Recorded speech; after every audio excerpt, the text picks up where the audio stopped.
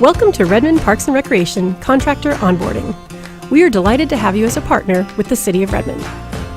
Today, we're going to talk about a few different areas to help you be successful in your partnership with the City of Redmond. We'll talk about paperwork, training, marketing opportunities, methods of communication, and possible locations for your programs. Did you know that the City of Redmond Parks and Recreation Department vision statement is "We build community through people, parks, and programs"? You are an integral part of that. We have a variety of facilities and parks for you to hold your programs at. The average median age in the City of Redmond is 34 years. The population of Redmond is up 31% since the year 2000. And almost 40% of the people who live here were born somewhere other than the United States. Finally, the average median household income in Redmond is over $110,000 per year. Now let's talk about paperwork.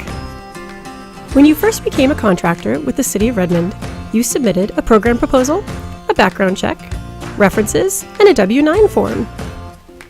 Each time you have a new program begin, you'll need to get your rosters and have your sign-in sheets ready to go. You'll also want to make sure you have a medical waiver for every participant and take attendance daily. After your class is over, be sure to submit your medical waivers with your invoice to your programmer.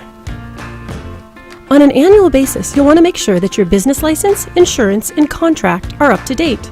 You'll also want to make sure that any relevant trainings are current. If you have any questions, contact your programmer. We're here to make sure you're successful. Now let's talk about training. Your staff are required to have current CPR, first aid, bloodborne pathogens, and specific subject matter training. We also have ActiveNet training available so that you can access your rosters and check your numbers on a regular basis. And don't forget, we offer inclusion services if you have a participant who's struggling to be successful in your program. Redmond's Code of Conduct is that you will represent yourself and the City of Redmond, as well as your organization, in a manner that is safe, respectful, and professional at all times. Before any program begins, be sure to review your emergency action plan with your programmer. There are 4 aspects to every emergency action plan: prepare, respond, recover, and evaluate. Please feel free to pause the presentation if you need more time to read through in detail each aspect.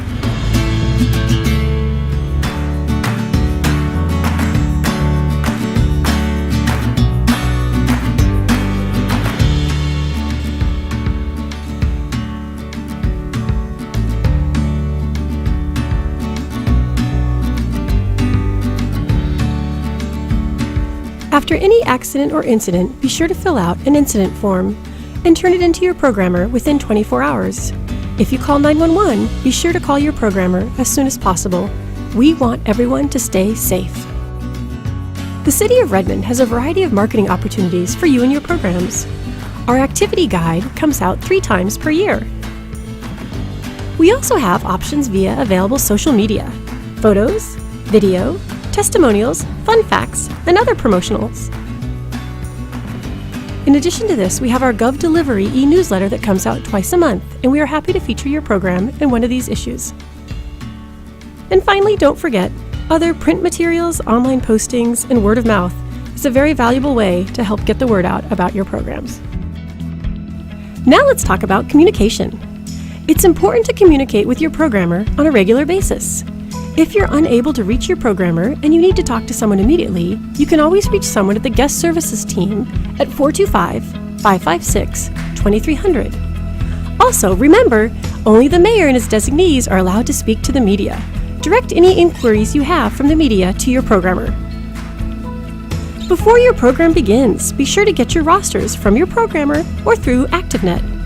It's nice to email your participants in advance so they know what to bring, the medical waiver, as well as any special requests such as packing a lunch or snacks or a water bottle.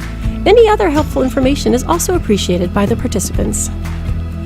During your program, be sure to collect your medical waivers on the first day. Take daily attendance and call participants if they don't show up. Sometimes people forget they've registered for a class. After the program has ended, submit your invoice along with the medical waivers to your programmer.